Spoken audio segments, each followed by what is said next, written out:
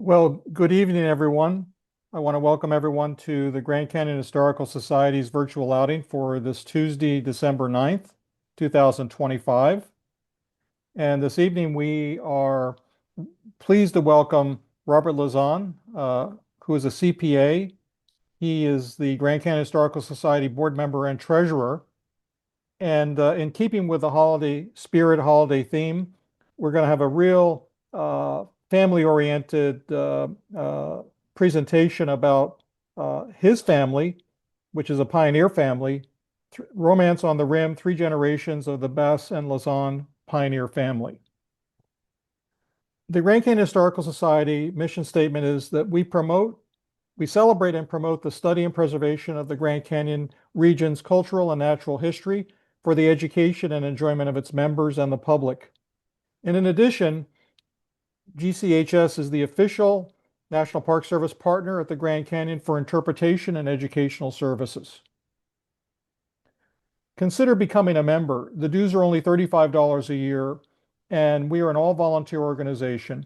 So please join us so we can continue to expand our many activities like these regular virtual outings.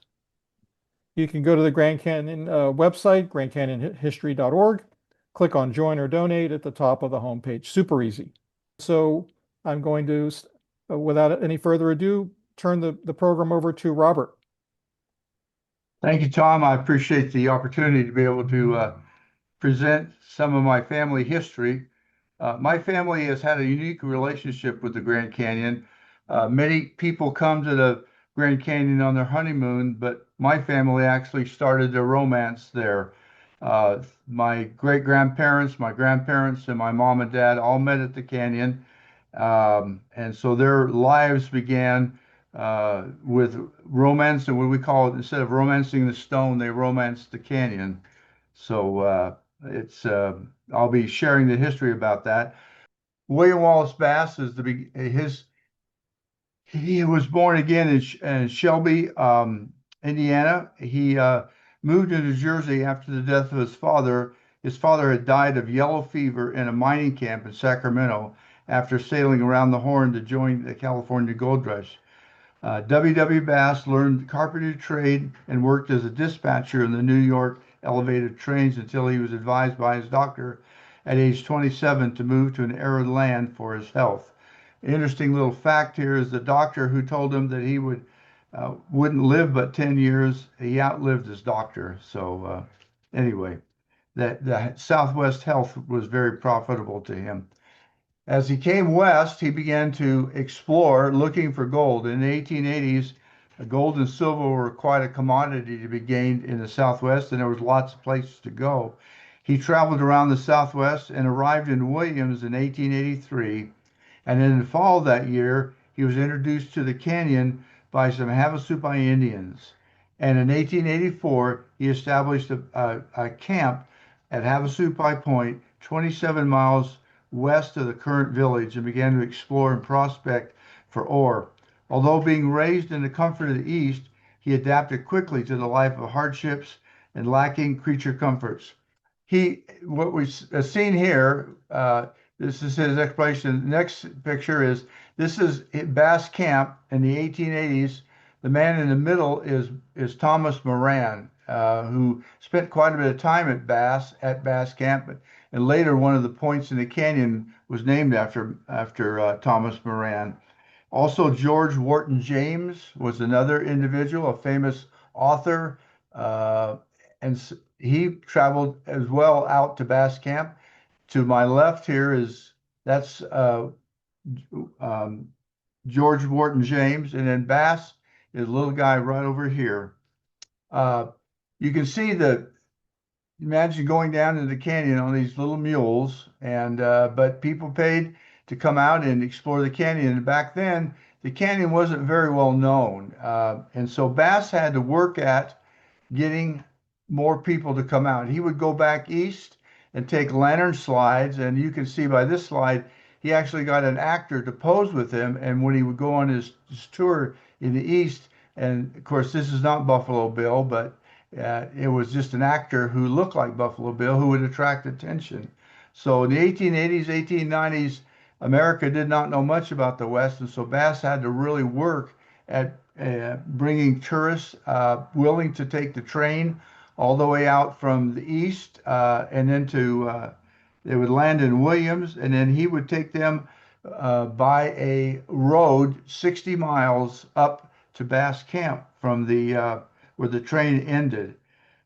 It's funny because we were out there several years ago with my cousin, and we actually found the ruts that were still there from his wagon days when he would take guests from either Ash Fork or from Williams on up to Bass Camp. Here is this is a little later in the cycle, but this was here. This is his cost to do business. You could go to Grandview for $3.50. Go 27 miles out to Bass Camp for $5, the Hermit Rim Drive for $2.50, and the Bryanville Trail for $5. So pretty reasonable prices back then. And he would do the tour with you and and provide information about the canyon. He also, this is his business card down here. He says, "I'm a poet and geologist of the Grand Canyon. May be found WWII Bass, poet and geologist of the Grand Canyon, may be found in front of Verkamp's independent store." And notice how he says independent here, and he also says independent guide, because at the time, Fred Harvey and the Santa Fe Railroad were just trying to move everyone out, any independent people out of the canyon. They wanted to take total control. So it was kind of a challenge to get your business, to get people to want to come on out. So the use of the word independent was important to him to recognize that he was not part of that. It says he will arrange for your drives and camping trips. His rates will please you, and so will his service. 30 years canyon experience as a trail builder, guide, miner renders this possible. See Bert Lauzon, his assistant, who is the third man of the Kolb's expedition through the Granite Gorge. He will interest you. If you're from Missouri, we will show you. Not popular with Harvey or the railroad. Automobile service included. Leaving Verkamps at 9 and 2:30, Hermit Drive, $2.50. Automobile to Grandview, $3.50. So these are some of his original business cards as he tries to, they would hand out business cards in front of the train and try to get tourists to go with the Bass rather than go on into the main part where the Eltavar was at that time. This is Ada Diefendorf.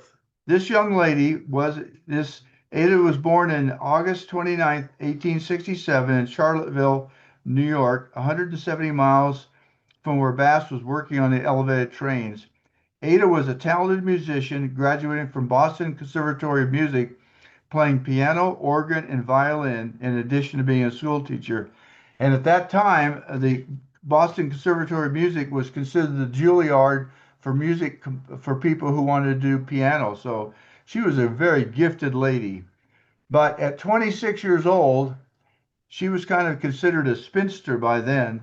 But she decided to travel west at age 26 and visit her aunt in Prescott and perhaps find a husband. So she traveled to Prescott and then took the train up to Williams and then joined Bass, traveled out in this 4-horse wagon. And you'll notice that the sides are canvas, and he always kept the canvas sides down until he just ready to arrive at Bass Camp, and then he would roll up the canvases, and so everyone would just be astonished, and suddenly there's the canyon before him. It was like it was being swept out and just made before their eyes. And so it was pretty kind of a theatrical version of trying to impress people about the canyon. Bass had built roads, again, 140 miles of roads and 40 miles of inner canyon. So he had lots of places to take people. When Ada arrived, she was smitten by the canyon and by her guest, by WWII Bass, a man known as the Grand Canyon Guide. After a brief visit, Ada returned to New York to gather her possessions and returned to marry WWII Bass. 5 months later, her visit to the canyon on January 6, Ada Diefendorf became Mrs. William Wallace Bass. After a night of chivalry, a week in town, they headed for Bass Camp only to experience a storm that would keep them from reaching Bass Camp. They were forced to spend a month in a place known as the caves. The caves are simply a large sinkhole with a tent over it to cover the hole. It was warmed by a sheet metal stove. Needless to say, January was not an ideal time to spend a month in a sinkhole on your honeymoon. I have traveled to that sinkhole, and I would guarantee you, if I had to spend a month in that, I would be very, very upset, considering that I had left the comfort of an East Coast life, and suddenly I was, well, it wasn't much of a place. Life was a little difficult for them. In order for Ada to do the laundry, it took her 3 days. Go back one. She had to pack all of the laundry onto the mules and travel down the South Bass all the way. And then she would go across on the cable car, which we'll see in a minute, to do the laundry over in Shinnemoo Creek because the water was so precious at Bass Camp that they really could not use it for laundry. They only used it for the animals and for drinking. So she had to go all the way down to the river to do her laundry and then come back. And I'll show you, this is an example of what happens when things go south. They had a carriage that Bass had built to carry across from north to south. In this particular slide, you can see a horse jumped out and was hanging, and they had to cut the horse loose, or it would have turned over the tram. So you can only imagine how Ada must have felt as far as her experience of coming from the East Coast, marrying this guy named William Wallace Bass, and then being stuck at Bass Camp. And she left a cultured life in the East, and she ended up, finances got so hard that she had to sell her jewelry, her silverware, her china, and even her bedding just to make ends meet. And at times, she would go into Williams and play in the honky tonks because she was such a good piano player to earn a little extra money so they could provide food for them. So Ada and WW had 4 children that were raised at Bass Camp. On the left, this is Edith, which is my grandmother. This was Mabel, this is Bill, and this is, oh my, Ada, Mabel. I apologize, I can't remember the last one's name. These are all my great aunts. And so 4 kids were raised at the Grand Canyon. It was the first white family to ever be raised at the Grand Canyon and actually have a family. So all 4 kids would eventually go into school in Grand Canyon. And the first schoolhouse that was built, there was 8 students, and 4 of them were Bass kids. What was interesting about it was that the hard times you would think would have split the couple apart, but their love for the canyon kept them together. So I always think about the fact that though life was tough, the canyon held them together, and their romance kept a family together. In later life, as Bass Camp began to prosper, they were able to get some accoutrements and actually able to get a car and drive around and kind of live a normal life. But it took a long time to get there. And eventually Bass sold out all of his holdings at Bass Camp for $25,000. And they gave half the money to Ada and half of it to William Bass. They felt that Ada had earned her half of the money, and so she was given half of the money of the $25,000. This is my grandmother. This is Edith. She was the oldest child of the Basses. She was quite a talented lady. At age 13, she was considered by many to be the best wrangler at Grand Canyon. She was by all accounts the first female wrangler, and Edith took her first solo ride into the canyon at 3 years old, only having recently arrived from New York where she was born. She, like so many others, would see the canyon and fall in love with it. By age 10, she was rounding up horses and taking them into the canyon to meet returning tourists. She became WW's great helper, and her love of horses made her a wonderful guide to help the Eastern tourists feel comfortable descending into the big ditch on the back of a horse or a mule. This is a picture of her feeding the chickens. This picture is, if you go to the courthouse in Flagstaff, this picture hangs above the courthouse, and it's just her doing duties. This particular picture is of what we call the White House. It was a secondary house that Bass had built to accommodate people getting off the train before they ever got into the village. They would get offloaded, and he would take them out to Bass Camp. And so she was a busy lady. Here she is guiding tourists down into the canyon. Here's another picture of her guiding tourists. She was quite a lady. And her love of horses brought about, and we'll know soon here, that Bert Lauzon was a horse person. He wasn't a cowman, he was a horseman. He really loved horses, he trained horses. But in this particular slide, he came to Grand Canyon in 1911 and was part of the Kolb brothers. The second half of the canyon, he went from Bright Angel Trail all the way down to Blythe and was able to help the Kolb brothers on their trip. It was interesting that I want to find the exact quote. Where Bert Lauzon, blah, blah, blah, blah, blah, blah. I apologize for this.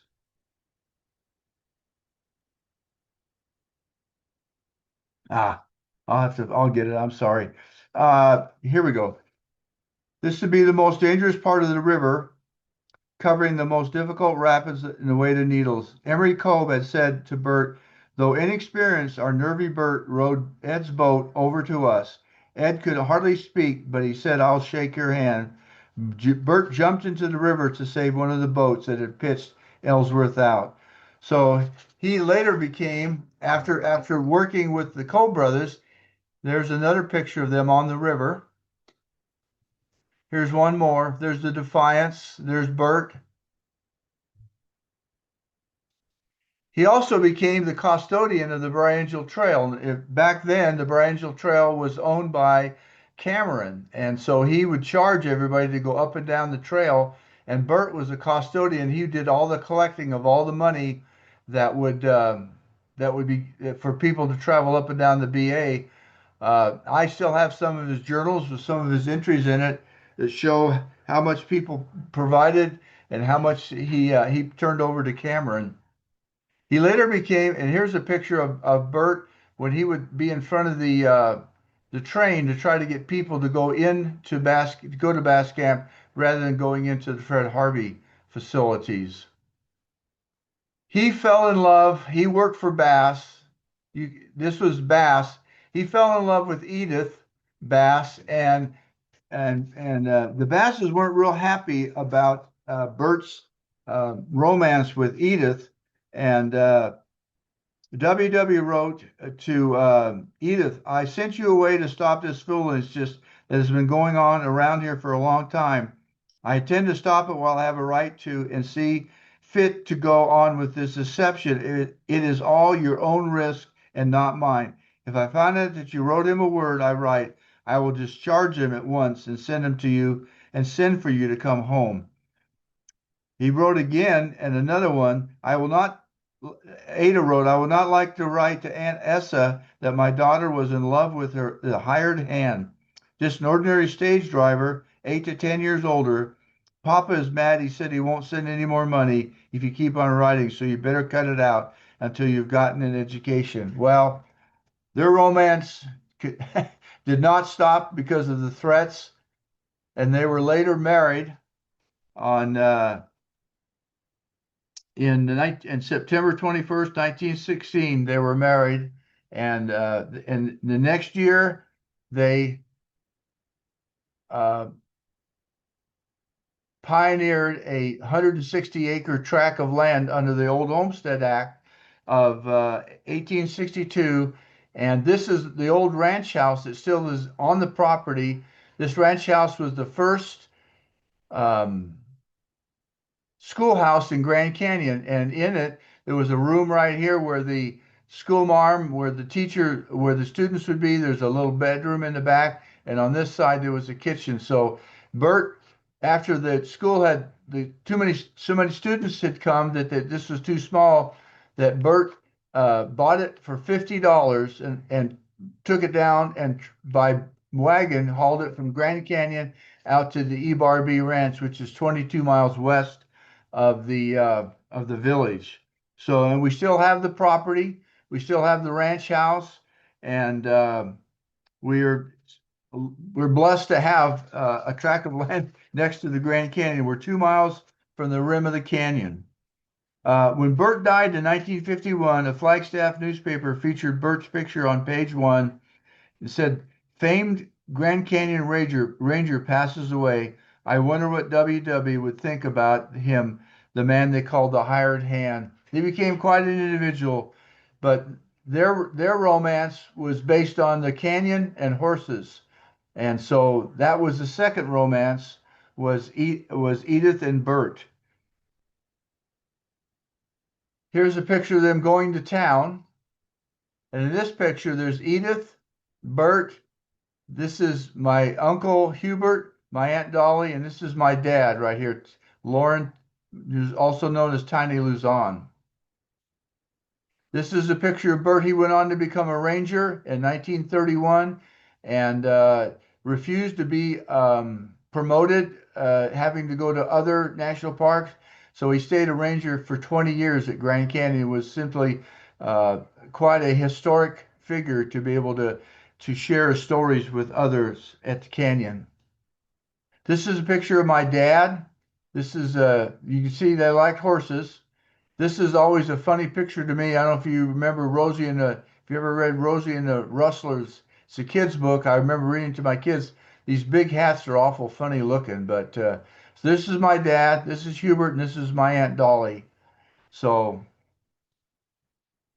my dad went on his first roundup in 1939 for the Babbitt CO Ranch. They took cattle and took them from Grand Canyon and drove them over to Flagstaff, and he spent the summer at 17 years old keeping track of these cows and then driving them back to Grand Canyon. Here he participates in the Grand Canyon Supai Rodeo. And this is my grandfather, my uncle, and my dad. This picture is a picture of a corral. They had gone out and rounded up wild horses back then. There were wild horses at Grand Canyon, and there's some even there today. And they gathered up about 50 horses. Some of them they broke, some of them they sold to the Babbitts, and some of them they sold for dog food. So their big money was rounding up wild horses. This is my mother. This is Harriet Julia Silverstein. She was born in Massachusetts, but she was raised in the Bronx in New York. A very well-to-do family. My grandfather was a proofreader for the New York Times. She loved to go to Yankee games. She went skiing. She was quite an outdoor lady and really the family had money, and my dad had none. Here's a picture of her graduating. She graduated from Bellevue nursing school. She loved to go to Harlem, listen to jazz. So she was quite a sophisticated lady. In World War II, she went and joined the Air Corps and was a traveling nurse and would bring back sailors from the Pacific, back from Guam, from Guadalcanal, from all the Pacific fronts. She would help transport them back to the hospital in Hawaii. My dad, on the other hand, was in Italy. He was a bombardier loading bombs onto planes. And so she was in the Pacific, he was in Italy. They did not know each other from Adam. My mom, after the war was over, her and her girlfriend bought a 1946 Ford, and they decided they were going to see America. So they traveled all the way across and got to Grand Canyon. And I'll tell you the story. I have a picture here. This is how Ada got there. This is how my mom got there. A little bit of difference. What happened was she came to the canyon and she wanted to take a trail ride down to the canyon. And just as she was getting ready to get into the saddle, she'd never ridden a horse in her entire life or a mule. My dad showed up and helped her into the saddle. And then when she came back from the ride, he helped her down, asked her out to dinner, and she decided then that she wasn't going to leave. And continue on her journey with her best friend that she come out with. Interesting story of dating. This is just an old dirt tank. This is a picture of my mom. You can tell she's in a white jersey swimsuit. He had her go. He asked her if she wanted to go swimming. She said sure. So they went swimming in this dirt tank. I can't imagine cow poop, cow piss. Just a terrible place to go swimming. But that's all my dad had ever done was swim in dirt tanks. And she said after she went swimming, she could never get the dirt out of the suit. She bleached it. She could never get it to go white again. It was always still brown. This is a picture my mom and dad were married at Yavapai Point, and spent the first 3 years of they were married in 46. They were there until 51. I'll share that part. My mom began to tend to horses instead of soldiers. That was a picture of some horses they were raising. This is me. This is my dad and my uncle had a wood contract to supply wood for Fred Harvey for all of the various needs there at the canyon. And so that was me and on the wood contract.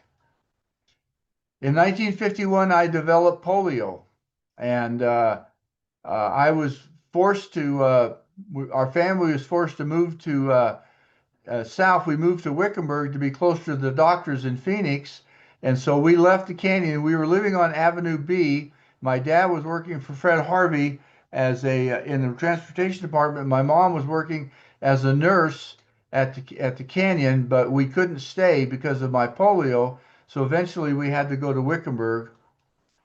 This is a picture of my cousin Pat and myself. This is if you've ever been to it, this is the Pasture Wash Ranger Station. This is the animal barn, and we thought we were Butch Cassidy and the Sundance Kid here, looking like we own the place.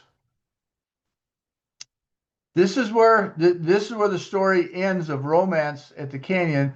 This is a Xerox machine. This is where my wife and I met each other. We were both working for Maricopa County, and we met there at the Xerox machine. Unfortunately, we didn't meet at Grand Canyon, but this is as close as we could get to that. This is a picture of my wife and I at our wedding. And this final one is a picture of Grand Canyon Pioneer Cemetery. And if you ever go there, if you walk just in and to the left, all 6 people that we talked about, WW, Ada, Edith, Bert, my mom and dad are all buried right here. So if you ever want to get a little history, it's all there in the Shrine of the Ages Cemetery. So I'm available for questions. Yeah, so we have a question. Sure. Question is about the location of Bass Camp. Sometimes it seems like it's called the camp on the rim, other times the camp down by the river, sometimes the camp over the river on the other side. Where is the primary Bass Camp? Well, what's called the Rim Camp is what I call Bass Camp. That was at the head of South Bass Trail. So if you ever go out to what was called Bass Camp, that's the rim camp. Down below is the river camp, and then there was one on the Esplanade, which is we used to call it the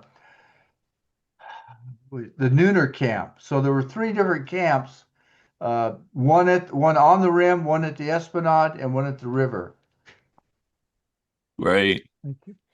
Robert, thank you for that presentation. It's a very touching and charming story. Well, I have a couple of questions. Sure. Number one, could you explain a little bit more for the audience and for everyone, the Ferdy Grofe, the Ferdy Grofe Oh yeah, song? yeah. Let's go back. I don't know if any of you know who Ferdy Grofe is. He did um, a symphony called the Grand Canyon Symphony, and one of the famous songs is the dit, dit, dit, dit, dit, on the trail, where the he uses music to uh, be like the horses or mules going down the trail. So I don't know if any of you have ever heard of Ferde Grofe, but that's why I included this being on the trail. We won't ask you to hum it, but if you want to try to hum it, go right ahead. No, my musical talent ended a long time ago. The I had uh, just for everyone's benefit, we're trying to get questions in advance. So when you receive the notice about these virtual outings, it's added to the announcement that you can respond with a question. It's a little bit easier for those that don't want to put a question into Sure, the YouTube chat area, but Davey can read the YouTube chat comments. But I had another question that I had sure. thought of as we were going through this. Uh, Obviously, the EB Ranch, the E and B stands for Edith and Bert. Is that what That's it? correct. Uh-huh. It's the E bar B. And then you notice that Edith is the first letter in it, not Bert. I see that. It's not That was, alphabetical, that's for sure. yeah, no, it was, she was quite a woman. I'm sad to say that she died of appendicitis Hmm. when she was 26 years old. Oh, I wow. would have loved to have met her and talked with her and just she was a Grand Canyon lady. She was a Grand Canyon legend. So She was. what were they raising at that ranch? Was it primarily horses? Horses, right? They had to do what they call prove it up. When you did a homestead like that, you had to be able to show that you have raised a crop. They actually raised wheat. They took all the sagebrush out and raised wheat. They had turkeys. They had horses.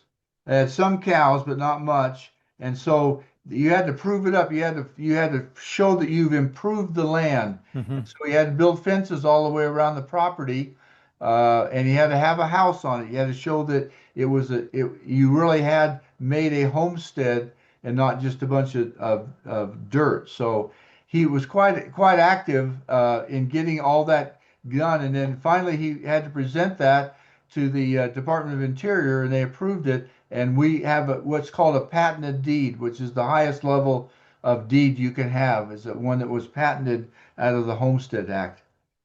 And what are you raising there today, if anything? Christmas trees. Oh, okay. We've renamed it the EBARB LLC Christmas Tree Farm, and so we do harvest trees off of it and sell them. So we mostly just use it for fun. We hunt elk there.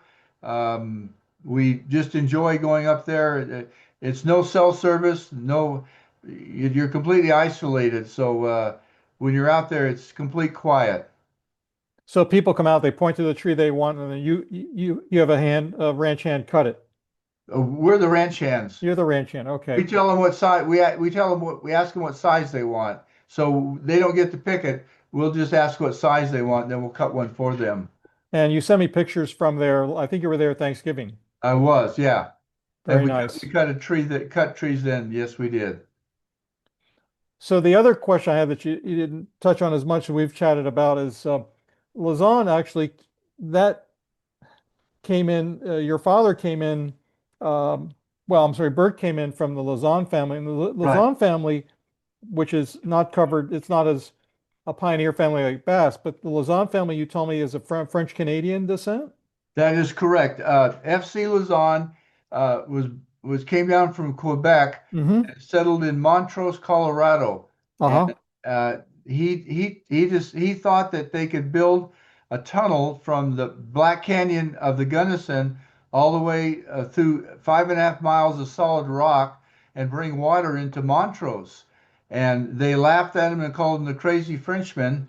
And he eventually gave up, but 10 years later, the Department of Interior came in and built that tunnel. And so if you ever go to Montrose, Colorado, all the crops that are grown, all the fruit trees are all a result of FC Lauzon's idea that we could bring water in, carved. Think about it was in 1905, I believe, is when they completed it. Think about building a 5.5 mile tunnel through solid rock.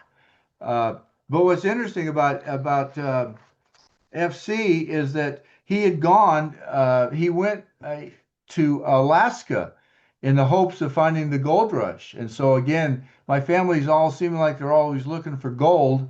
And he went to Alaska looking for gold and found out there wasn't any, came back and said that the money would be in putting together mules. So he gathered together 200 mules and was going to drive them to San Francisco and put them on a boat and head them up to Alaska. He figured he could make a fortune.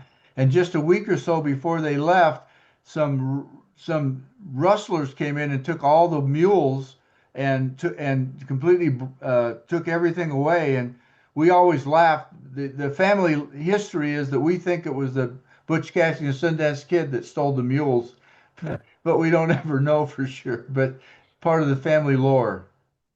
Another French Canadian was Louis Boucher, and he was the so-called hermit of the Grand Canyon. Right. I was right. wondering if if the Lauzon family ever ran into him, or I think he was late 1800s. I'm sure Bert did. There's no question about that. Yeah. In fact, Bert went with his brother and FC into Mexico, and they were looking for gold and silver, and they got ran out of Mexico because they were French, and they had just ended up throwing the French out of Mexico. So they got scattled out of Mexico to come back to the States.